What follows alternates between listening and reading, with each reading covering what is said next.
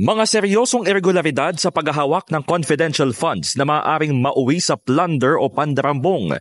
Itong nakikita ni Antipolo City Representative Romeo Acop matapos ang mga pagdinig ng House Committee on Good Government and Public Accountability ukol sa sinasabing maling paggastos ng confidential funds ng Office of the Vice President at Department of Education. Sabi ni Acop, mabigat ang mga naibunyag sa investigasyon kasama na ang kawalan ng transparency at accountability sa paggamit ng pondo ng bayan na maituturing na paglabag sa batas. Let me remind the public of what is at stake here. It would constitute graft and corruption if public funds are misused or misappropriated, or worse, if funds are diverted to personal use or benefit. And given the amount we are talking about here, this may be under the crime of plunder. Nagastos daw ang confidential funds na tanggapan ni Vice President Sara Duterte sa paraan na direktang lumalabag sa COA-DBM Joint Circular 2015-01 kung saan na-bypass ng sistema ang itinatakdang safeguards tulad ng stringent documentation at accountability sa confidential funds. Binanggit ni Acop ang pag-withdraw ng pera ng Special Disbursing Officers at pag-turnover nito sa security officers. Malalaking halaga po ang mga ito. Sa OVP pa lang, nakakuha sila ng 125 million bawat quarter simula noong 4th quarter of 2022 hanggang 3rd quarter of 2023. Sa DepEd naman, 37.5 million kada quarter for 3 quarters or a total of 112.5 million.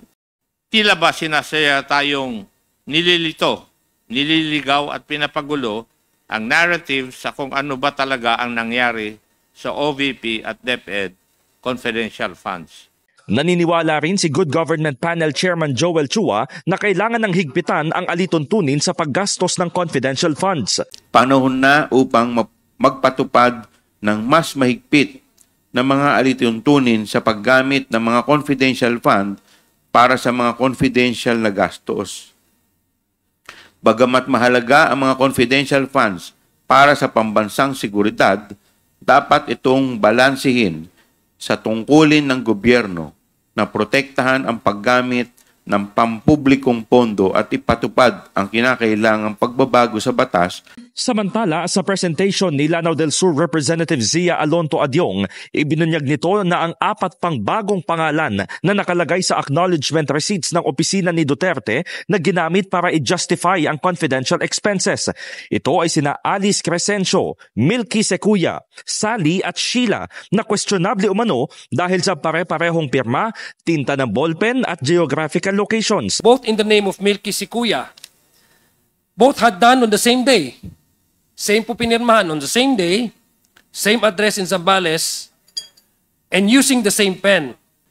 There were 3 different acknowledgement receipts in the name of one, Alice Crescencio, submitted by the Department of Education in her name. There were 3 different signatures. Kapansin-pansin din po rito, Mr. Chair, na si Miss Alice, was apparently, according to these ARs, were in different parts of the Philippines. Sina Miss Sally at si Miss Sheila.